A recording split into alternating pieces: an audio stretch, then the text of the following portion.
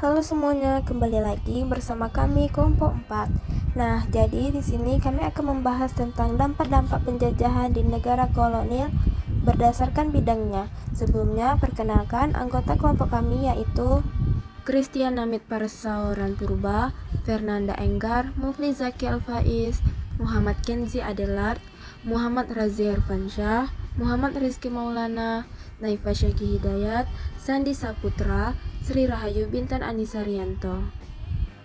Baik, mari kita dengarkan penjelasan dari anggota lainnya. Kolonialisme memiliki dampak yang kompleks terhadap ekonomi negara-negara yang dijajah. Berikut adalah beberapa dampak positif dan negatifnya. Dampak positif, infrastruktur. Kolonialisme seringkali membawa pembangunan infrastruktur, seperti jalan, pelabuhan, dan sistem transportasi yang bisa didukung pertumbuhan ekonomi di masa depan. 2. Pengenalan teknologi.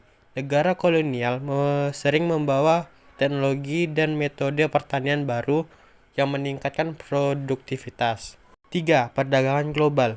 Kolonialisme membuka akses pasar internasional, memungkinkan negara-negara jajahan untuk berantisipasi dalam perdagangan global. Adapun dampak negatifnya seperti eksploitasi sumber daya alam yang dieksploitasi untuk kepentingan negara penjajah sering kali merugikan ekonomi lokal. 2. Penghancuran ekonomi lokal.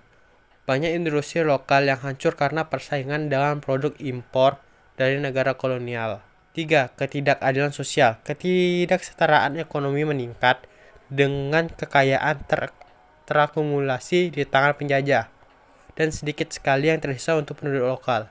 Untuk memahami dampak ini, bisa tentang memberikan perspektif yang lebih tentang sejarah dan perkembangan ekonomi pada saat ini.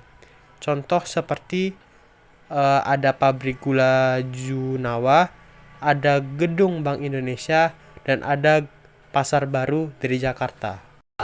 Dampak kolonialisme di bidang sosial dan budaya. Dampak utama dari sosial dan budaya dirasakan oleh dunia pendidikan pada saat itu. Pendidikan mulai dianggap penting saat kebijakan politik etis dilakukan oleh pemerintah kolonial. Pendidikan dimulai oleh Fransen van der Putte pada pertengahan abad ke-19. Dampak positifnya yang pertama, meningkatnya pendidikan formal. Yang kedua, berkurangnya jumlah buta huruf. Yang ketiga, munculnya golongan terpelajar. Dampak negatifnya antara lain, yang pertama, bersifat diskriminatif. Yang kedua, orang-orang tertentu saja yang mendapatkan pendidikan. Yang ketiga, pendidikan yang tidak relevan dengan kebutuhan. Contoh pendidikan di zaman Belanda, yang pertama ada LELS untuk keturunan Belanda. Yang kedua, HIS untuk pribumi. Yang ketiga, MULO yang setara dengan SMP. Yang keempat, AMS yang setara dengan SMA. Yang kelima, ada Stovia, sekolah kedokteran pertama di Indonesia. Dan yang keenam, SMA yang tertua diberi nama Hogereburger School, yaitu SMA N1 Semarang. Dampak kolonialisme di bidang politik. Dampak negatif penjajahan di bidang politik adalah yang pertama, hilangnya kekuasaan politik para penguasa pribumi. Yang kedua, runtuhnya beberapa kerajaan di Nusantara. Yang ketiga, terjadinya banyak peperangan antar penguasa lokal dan pasukan kolonial. Yang keempat, rakyat Indonesia dipaksa saling membunuhi saudara mereka sendiri. Yang kelima, sistem politik Belanda yang mempermudah Belanda untuk menguasai Indonesia. Di dampak positifnya, yang pertamanya adalah pembentukan sistem pemerintahan yang terorganisir. Yang kedua, penjajahan Eropa memperkenalkan sistem birokrasi yang terstruktur dan efisien. Dan yang ketiga, pembangunan infrastruktur. Penjajahan Eropa membangun infrastruktur seperti jalan raya, pelabuhan, dan jalur kereta api untuk mendukung kebutuhan ekonomi mereka. Bidang urbanisasi dan pertumbuhan kota. Urbanisasi adalah perpindahan dan pemusatan penduduk ke perkotaan yang dapat memberikan dampak positif dan negatif. Dampak positifnya yaitu mengurangi angka pengangguran di desa. Yang kedua, meningkatkan atas kerja penduduk desa. Yang ketiga, membantu memperbaiki taraf hidup melalui kesempatan kerja di perkotaan. Dan untuk dampak negatifnya, meningkatkan jumlah penduduk kota, munculnya pemukiman kumuh atau slum area. Yang ketiga, kemacetan hingga meningkatkan angka kecelakaan. Bidang kesehatan dan higienitas. Tidak banyak informasi mengenai dampak positif imperialisme dalam bidang kesehatan pada zaman penjajahan. Namun berikut ada beberapa hal yang berkaitan dengan kesehatan pada masa penjajahan. Yang pertama, kebijakan kolonial di bidang kesehatan terkait erat dengan kepentingan kolonial di Indonesia. Salah satu prioritas kolonial bidang kesehatan adalah memastikan kesehatan warga negara Belanda di Hindia. Yang kedua, penyakit kusta atau lepra menjadi salah satu persoalan yang harus dicegah penularannya di masyarakat, khususnya di perkotaan. Yang ketiga, pemerintah kolonial pernah menerapkan kebijakan subsidi kesehatan untuk masyarakat miskin. Namun, kebijakan ini dipotong seiring dengan terjadinya depresi ekonomi dunia pada tahun 1930-an. Mobilitas sosial. Mobilitas sosial adalah perpindahan status sosial atau kedudukan seseorang atau kelompok sosial dari satu lapisan ke lapisan sosial lainnya. Mobilitas sosial dapat berupa pergeseran, peningkatan, penurunan, atau perubahan peran dan status. Pertama itu ada dampak positif. Dampak positif, satu, meningkatkan motivasi dan mendorong seseorang untuk maju. Kedua, meningkatkan integrasi sosial. Ketiga, meningkatkan kualitas hidup. Keempat, meningkatkan kesejahteraan ekonomi. Kelima, meningkatkan akses ke pendidikan dan kesehatan.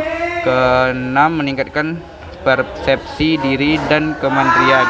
Yang selanjutnya dampak negatifnya. Satu, stres dan tekanan psikologis, terutama bagi individu yang mengalami perubahan status sosial secara drastis.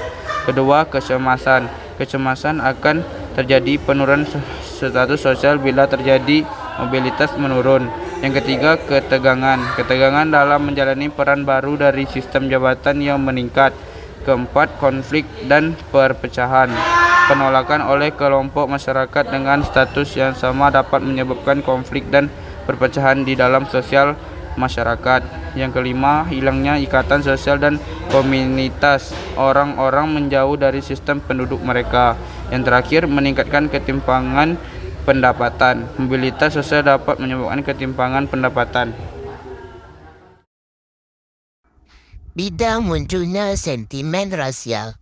Dampak positif penjajahan bangsa Eropah dalam munculnya sentimen rasial dapat dilihat dari berbagai aspek yang memengaruhi kehidupan masyarakat di daerah penjajahan.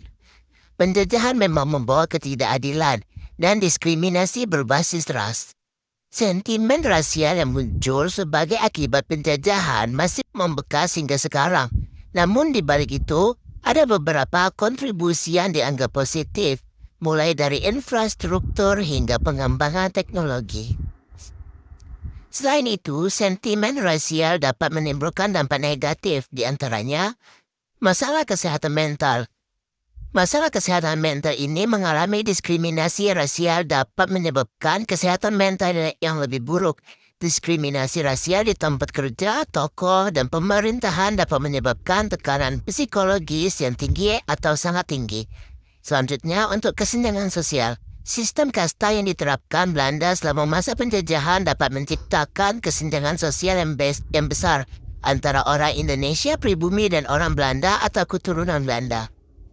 Nah, sentimen rasial merupakan permasalahan klasik yang terjadi antara etnis Cina dan kaum pribumi di Nusantara sejak masa kolonial.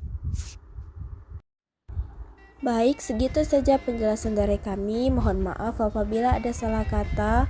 Dan sekian, terima kasih.